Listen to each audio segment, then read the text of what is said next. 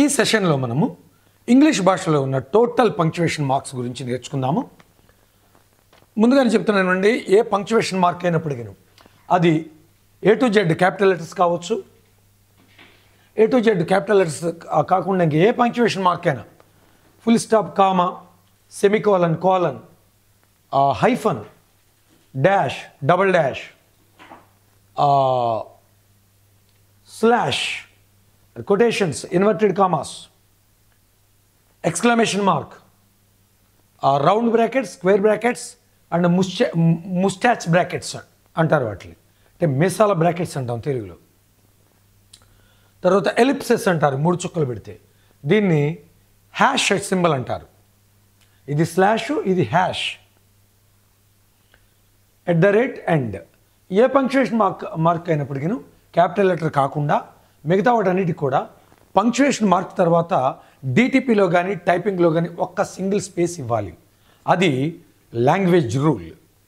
మనము వీటన్నిటి గురించి బ్రీఫ్గా ఇప్పుడు నేర్చుకుందాము. ఇంగ్లీష్ మీడియంలో మరింత క్లారిటీగా మోర్ ఇన్ఫర్మేషన్ ఉంటుంది.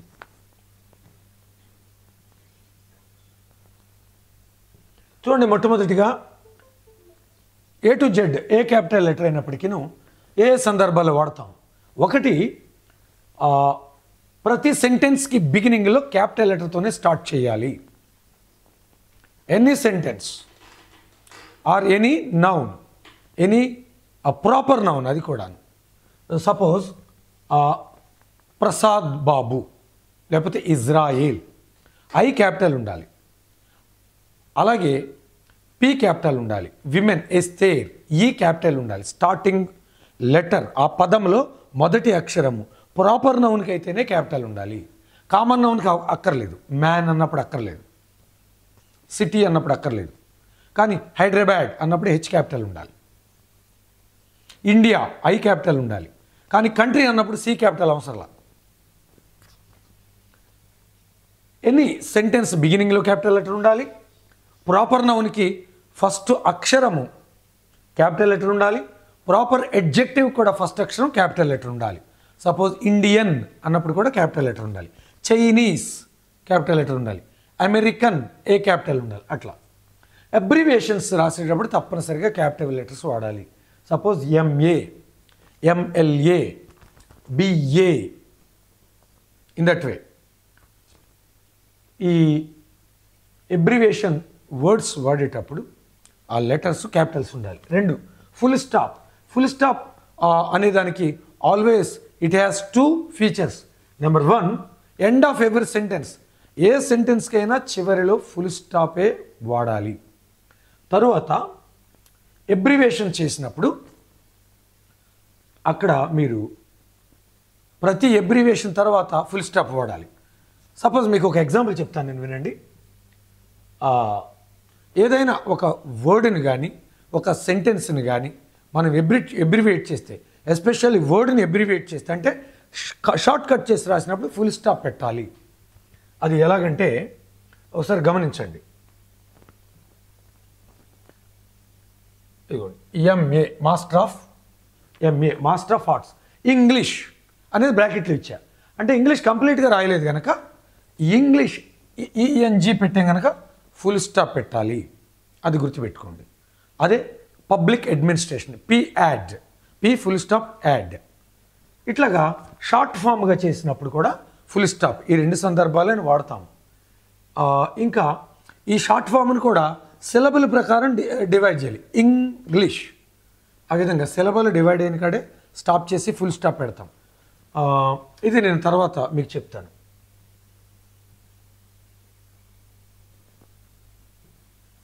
Number 3, comma. ఎప్పుడు వాడతాం? కామా అనేది to divide, use to separate the clause and words. పదాలను కానీ క్లాజెస్ని కానీ వర్డ్స్ని కానీ పదాలను కానీ డివైడ్ చేయడానికి వాడతాం. Suppose I like swimming very much, I go to the pool every week. ఇదొక clause, I like swimming very much, I go to the pool every week. ఈ 2 క్లాజెస్ని డివైడ్ చేయడానికి, 2 మెయిన్ క్లాజెస్ అయినా కావచ్చు, లేకపోతే ఒక మెయిన్ క్లాజు సబార్డినేట్ క్లాజ్ అయినా కావచ్చు. 2 clauses divide చేయాలంటే కామాతో దాన్ని సెపరేట్ చేయాలి. తర్వాత మధ్యలో మధ్యలో రావాల్సినటువంటి ఆ యొక్క కంజంక్షను మిస్ అయ్యి అది మొదట్లో వచ్చినప్పుడు కూడా మనము మధ్యలో కామా వాడతాం. ఎలా వాడతామో ఒక ఎగ్జాంపుల్ చెప్తాను. Because of my weakness I could not complete the work. Because అనే ఆ కంజంక్షన్గా వాడాల్సింది ముందు వచ్చేసింది కనుక because of my weakness comma I could not complete the work అంటాం. అదే మధ్యలో వస్తే I could not complete the work because of my weakness అన్నప్పుడు అప్పుడు వాడవసరం లేదు, కామాతో సపరేట్ చేయాల్సిన అవసరం లేదు. తర్వాత సెమికాలన్. సెమికాలన్ అనేది ఎప్పుడు వాడతామంటే యునైట్ సెంటెన్సెస్ క్లోజ్లీ అసోసియేటెడ్. దాదాపుగా పెద్దగా డివైడ్ చేయాల్సినంత పని లేదు, స్లైట్ డిఫరెన్సే ఉంది క్లాజ్కి సెంటెన్స్కి మధ్యలో. 2 సెంటెన్స్లు క్లబ్ చేసేయచ్చు అన్నప్పుడు, 2 క్లాజులకి పెద్ద డిఫరెన్స్ లేనప్పుడు కూడా మనం వాడతాం. To err is human, to forgive divine. మానవుడు తప్పు చేయటం అనేది సహజం, దేవుడు క్షమించడం అనేది సహజం అన్నప్పుడు సెమికాలన్తో సపరేట్ చేసాం. కాలన్ ఒక మెయిన్ క్లాజ్ని సబార్డినేట్ క్లాజ్తో సపరేట్ చేసినప్పుడు, లేకపోతే కొటేషన్స్లో ఉన్నటువంటి సెంటెన్స్తో సపరేట్ చేసినప్పుడు కాలన్ అనేది వాడతాం. Its main role is to separate main clause or point from general statement. Main క్లాజ్ని కానీ మెయిన్ వర్డ్ని కానీ జనరల్ స్టేట్మెంట్తో సపరేట్ చేసినప్పుడు వాడతాం. చూడండి, there is something I want to say, I should like you all to know how grateful I am to you. నేను మీ ఎడల ఎంత కృతజ్ఞుడై ఉన్నానో మీరు అందరూ తెలుసుకోవాలని కోరుకుంటున్నాను. ఇక్కడ కాలన్ తర్వాత మీరు కొటేషన్స్ వాడచ్చు, వాడకపోవచ్చు, సందర్భాన్ని బట్టి ఉంటుంది అది. హైఫన్, ఈ కాంపౌండ్ వర్డ్స్ని డివైడ్ చేయడానికి హైఫన్ వాడతాం. సపోజ్ 3 in 1 బేతింగ్ ప్లేస్ అనొచ్చు, బేదింగ్ ప్లేస్ అనేవాళ్ళు బ్రిటిషర్స్. అయితే ఇప్పుడు అమెరికన్స్ బాతింగ్ ప్లేస్ అంటున్నారు. యాక్చువల్గా బ్రిటిష్ వాళ్ళు దాన్ని బేదింగ్ ప్లేస్ అనేవాళ్ళు. వాళ్ళు కూడా అమెరికన్ స్టైల్లోకి వచ్చేస్తున్నారు. తర్వాత ఇయర్స్ డివైడ్ చేయడానికి, ఇలా compound words, compound numbers divide చేయడానికి వాడతాం. హైఫన్ అనేది వాడతాం. డాష్ అనేది ఎప్పుడు వాడతాం అంటే to indicate pause or hesitation స్పీచ్లో గ్యాప్ని కవర్ చేయడానికి.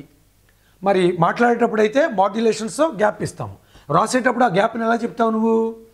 ఈ యొక్క డాష్ పెడితే ఓ స్పీచ్లో అక్కడ గ్యాప్ ఇచ్చాడు స్పీకర్ అని పంక్చువేషన్ మార్క్ ద్వారా దాన్ని లాంగ్వేజ్లో దాన్ని మనం తెలియజేయచ్చు. దాన్ని లాంగ్వేజ్ పంక్చువేషన్ అని అంటాం. స్పీచ్లోనైతే మాడ్యులేషన్ అంటాము, రాసేటప్పుడైతే లాంగ్వేజ్ పంక్చువేషన్ అని దాన్ని పిలుస్తాం. తర్వాత డబుల్ డాష్ ఎప్పుడు వాడతాం? Double dash indicates for asides and parenthesis. అంటే లైక్ దట్ అని చెప్పడానికి, in each country like Egypt అని అర్థం అనమాట. అక్కడ డబుల్ డాష్ పెడితే ఇట్లాంటివి సో అండ్ సో అని చెప్పడానికి. China and in that way, like in that way we are able to communicate in English. Like in that way అనే సందర్భాలు పూర్తిగా వర్డ్స్లా రాయకుండా డబుల్ డాష్తో మనం చూపిస్తాం. అలాగే క్వశ్చన్ మార్క్ మనందరికీ తెలుసు. ఎనీ ఇంట్రాగేటివ్ సెంటెన్స్కి తరువాత మనం క్వశ్చన్ మార్క్ వాడతాం. Where are you going, WHO sentence, అది ఇంట్రాగేటివ్ సెంటెన్స్. వేర్ లేకుండా ఆర్ యూ గోయింగ్ కూడా క్వశ్చన్ మార్కే, దానికి కూడా మనం క్వశ్చన్ వేస్తాం. తర్వాత స్లాష్, వార్ ఆర్ లేక అని తెలియజెప్పడానికి స్లాష్ వాడతామండి. మిస్టర్ అంటే ఎనీ జెంట్, MRS అంటే మిస్ట్రెస్, MS అంటే పెళ్ళైన ఆమె, MRS అంటే. MS అంటే పెళ్ళి అయినా కాకపోయినా ఆడావిడ, విమెన్ అని చెప్పడానికి వాడతాం. మిస్ అంటే only unmarried lady, unmarried women అని.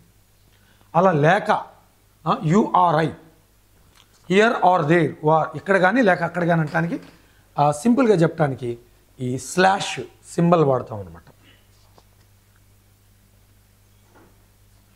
ఫంక్షనల్ లాంగ్వేజ్ అంటారు. రాసే దాంట్లో ఇవన్నీ వాడతాన్ని లాంగ్వేజ్ ఫంక్షనింగ్ అంటారు, లేకపోతే ఫంక్షనల్ లాంగ్వేజ్. మాట్లాడేటప్పుడు ఇవన్నీ చూపించడానికేమో మనము మాడ్యులేషన్ ఉపయోగిస్తాం. Tone gap, intonation, height up and down చేయటం, వాయిస్ని ఇంటోనేట్ చేయటం, గ్యాప్ ఇవ్వటం వాడతాం. రాసేటప్పుడు అవన్నీ ఎలా చూపిస్తావు మరి? దాన్ని ఫంక్షనల్ లాంగ్వేజ్ లేకపోతే లాంగ్వేజ్ ఫంక్షనింగ్ అంటాం అనమాట.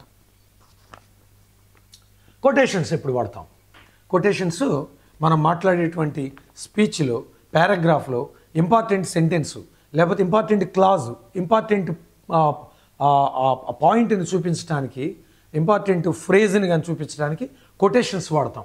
Suppose Jesus said to him, I'm the way, the truth and the life. Jesus said to him అనేది దాన్ని రిపోర్టింగ్ వెర్బ్ పార్ట్ అంటారు. రిపోర్టింగ్ స్పీచ్ అంతా కూడా కొటేషన్స్లో ఉంటుంది అనమాట. I'm the way, the truth and the life, no one comes to the father except me, except through me or besides me అని కూడా వాడతారు. జాన్ 14:6. కనుక ఈ యొక్క మెయిన్ క్లాజ్ని లేకపోతే రిపోర్టింగ్ స్పీచ్ పార్ట్ని కొటేషన్స్లో పెడతారు. ఇంపార్టెంట్ పార్ట్ స్పీచ్లో ఉన్న ఇంపార్టెంట్ ఫ్రేజ్ని కానీ, ఇంపార్టెంట్ క్లాజ్ని కానీ, ఇంపార్టెంట్ సెంటెన్స్ని కానీ కొటేషన్స్లో, పారాగ్రాఫ్ అయితే ఇంపార్టెంట్ సెంటెన్స్ని కొటేషన్స్లో వాడతారు. అర్థమైంది కదా? తర్వాత ఎపాస్ట్రఫీ, ఇది చాలా ఇంపార్టెంట్. ఎపాస్ట్రఫీ అనేది ఎప్పుడు వాడతారంటే పొజెసివ్ నౌన్స్ చెప్పడానికి. రాజూస్ హ్యాట్, రాజు అపాస్ట్రఫీ ఎస్. అలాగే పొజెసివ్ నౌన్స్ కొన్నిసార్లు అపాస్ట్రఫీతో వాడతారు. అపాస్ట్రఫీ బదులు ఆఫ్ వాడతారు. నాన్ లివింగ్ థింగ్స్కి అయితే లెగ్ ఆఫ్ ద టేబుల్ అంటాం. అదే క్యాట్స్ టెయిల్, ఎందుకది క్యాట్స్ టెయిల్ అని అపాస్ట్రఫీ ఎస్ ఎందుకు పెడుతున్నాం? పిల్లి యొక్క తోక, అది లివింగ్ బీయింగ్ కనుక. లివింగ్ బీయింగ్కి ఏమో పొజిటివ్ కేసుని అపాస్ట్రఫీతో చూపిస్తారు. నాన్ లివింగ్ బీయింగ్స్కి పొజిటివ్ కేసుని ఓఎఫ్ ఆఫ్ పెట్టి చూపిస్తారు. కొన్నిటికి ఆఫ్ వాడవచ్చు, తర్వాత అపాస్ట్రఫీ వాడవచ్చు. City's palace of the city, అట్లాంటి వాటికి ఆర్గనైజేషన్స్కి government's rule of the government రెండు రకాలుగా వాడచ్చు. తర్వాత ఎక్స్క్లమేషన్ మార్క్. ఎక్స్క్లైమ్ ఎట్లా చేయాలి? ఆశ్చర్యార్థకం. ఆశ్చర్యాన్ని తెలియచేసే వర్డ్స్కి ఎండింగ్లో కానీ, సెంటెన్స్ చివరిలో కానీ ఎక్స్క్లమేషన్ వాడతారు. వాట్ ఏ బ్యూటిఫుల్ ఫ్లవర్ అనొచ్చు. వాట్ అని ఆశ్చర్యం చెప్పినప్పుడు మామూలుగా అయితే క్వశ్చన్ మార్క్ పెట్టాలి. ఆశ్చర్యం తెలియజేసినప్పుడు వాట్ అన్నప్పుడు దానికి ఎక్స్క్లమేషన్ మార్క్ వాడతారు. ఇక బ్రాకెట్స్ 3 టైప్స్లో ఉంటాయి మీరు గమనిస్తే. ఒకటి రౌండ్ బ్రాకెట్స్, స్క్వేర్ బ్రాకెట్స్, తర్వాత ముస్టాచ్ బ్రాకెట్స్ కూడా ఉంటాయి, మీసాల బ్రాకెట్స్ కూడా ఉంటాయి. వాటిని కూడా మీరు చూడవచ్చు. రౌండ్ బ్రాకెట్స్ దేనికి వాడతారంటే చెప్తున్న మ్యాటర్ మధ్యలో ఎక్స్ట్రా ఇన్ఫర్మేషన్ యాడ్ చేయడానికి కానీ, మీనింగ్ని తెలియజేయడానికి కానీ, స్పెషల్ మీనింగ్ ఆ వర్డ్కి స్పెషల్ మీనింగ్ ఏది ఉంటే దాన్ని చెప్పడానికి కానీ ఈ స్క్వేర్ బ్రాకెట్స్ వాడతారు. సపోజ్ సిట్రస్ ఫ్రూట్స్, అందులో ఆ సిట్రస్ ఫ్రూట్స్ అంటే ఏమేమి ఉంటాయని చెప్పడానికి కొన్ని ఎగ్జాంపుల్స్ కొరకు బ్రాకెట్ వాడతారు. లేకపోతే స్పెషల్ మీనింగ్ ఉందనుకోండి ఆ వర్డ్కి, అది చెప్పడానికి కూడా రౌండ్ బ్రాకెట్స్ని వాడతారు. ఇక స్క్వేర్ బ్రాకెట్స్ ఎప్పుడు వాడతారు? స్పెషల్ వర్డ్స్, స్పెషల్ మ్యాటర్స్ ఏమన్నా వస్తే వాటిని తెలియజేయడానికి square brackets. The news paper reported that the hostages అంటే వాళ్ళ had been released, hostages had been released, most of them French అంటే అది స్పెషల్గా ఒక విషయాన్ని తెలియజేయటానికి. ఆ యొక్క హోస్టేజెస్లో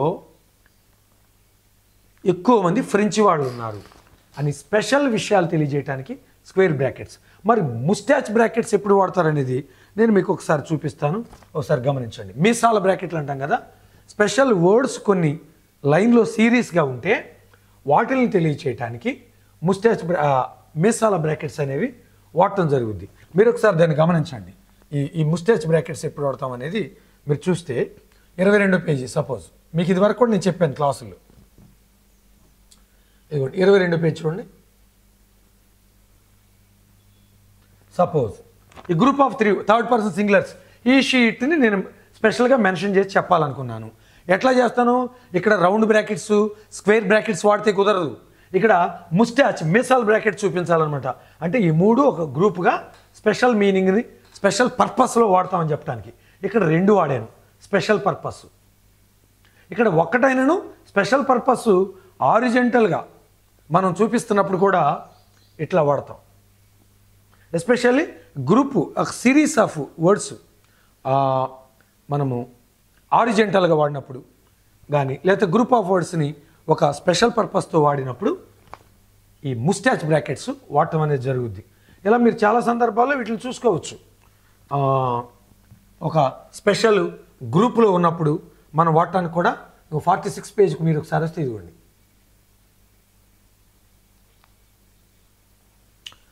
ఆ 46కి మీరు వస్తే అక్కడ మీకు దొరుకుతుంది. కొంచెం ఓపికగా ఉంటే మంచి సబ్జెక్ట్ మీకు దొరుకుతుంది. ఎస్,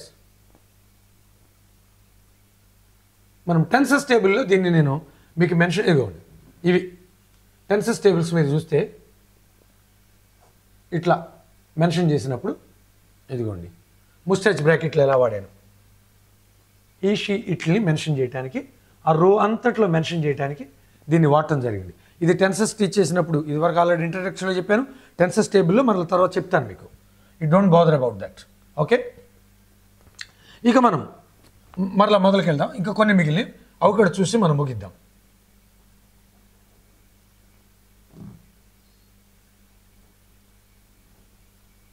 ఓకే, ఎలిప్సెస్ అనేది ఎప్పుడు వాడతాం? చాలా ఇంపార్టెంట్. ఒక సెంటెన్స్లో కానీ ఒక పారాగ్రాఫ్లో కానీ మనం అన్ఇంపార్టెంట్ విషయాలని స్కిప్ చేసి రాసేటప్పుడు ఈ 3 డాట్స్ లాగా ఉండేటువంటి 3 చుక్కలుగా ఉండేదాన్ని ఎలిప్సెస్ అంటాం. దీన్ని మనము సబ్జెక్ట్ లెటర్ రైటింగ్లో సబ్జెక్ట్ రాసేటప్పుడు కానీ ఏదైనా పారాగ్రాఫ్లో మనము అన్ఇంపార్టెంట్ థింగ్స్ లేకపోతే ఆ కాంటెక్స్ట్లో అన్ఇంపార్టెంట్ థింగ్స్ బైబిల్ వెర్సెస్ రాసేటప్పుడు మనం హైలైట్ చేయాలనేటువంటి విషయాలు ఉంటాయి. ఆ కాంటెక్స్ట్లో మిగతావి అన్ఇంపార్టెంట్ అయితే ఆ రిఫరెన్స్ల మధ్యలో కొన్ని వర్డ్స్ కానీ కొన్ని ఫ్రేజెస్ కానీ మిస్ చేయడానికి ఎలిప్సెస్ వాడతాం. అంటే ఇక్కడ కొన్ని ఈ సందర్భంలో అంత ఇంపార్టెంట్ కాంది అవాయిడ్ చేసి ముందుకెళ్ళాము అని అర్థం అనమాట. ఆ తర్వాత ఓకే, స్లాష్ మీకు చెప్పేశాను కదా, హ్యాష్ సింబల్ అంటారు దీన్ని. హ్యాష్ సింబల్ ఎందుకంటే door number, office door number కానీ హౌస్ డోర్ నెంబర్ కానీ ఎనీ ఇంపార్టెంట్ అడ్రస్ నెంబర్ని మెన్షన్ చేసేటప్పుడు హ్యాష్ సింబల్ వాడి అప్పుడు నెంబర్ రాస్తాం. ఆ తర్వాత @ ఇప్పుడు వాడతాం. మనందరికీ తెలుసు ఈమెయిల్స్లో తెలియజేయడానికి వాడతాం. అంతేకాకుండా ఆ పలానా పర్టికులర్ కాంటెక్స్ట్లో పలానా పర్టికులర్ సందర్భాన్ని మెన్షన్ చేసేటప్పుడు కూడా @ అనేది వాడుతున్నారు ఇప్పుడు. అలాగే ఎండ్ సింబల్ని, అండ్ అని పూర్తిగా రాయకుండా ఎండ్ సింబల్ని కూడా వాడతాం. ఇవి పంక్చుయేషన్ మార్క్స్. ఇంకా ముందు ఇంగ్లీష్ మీడియంలో ఇంకా ఎక్కువ మీకు వివరంగా మోర్ ఇన్ఫర్మేషన్ ఇస్తాము. Learn properly. God bless you.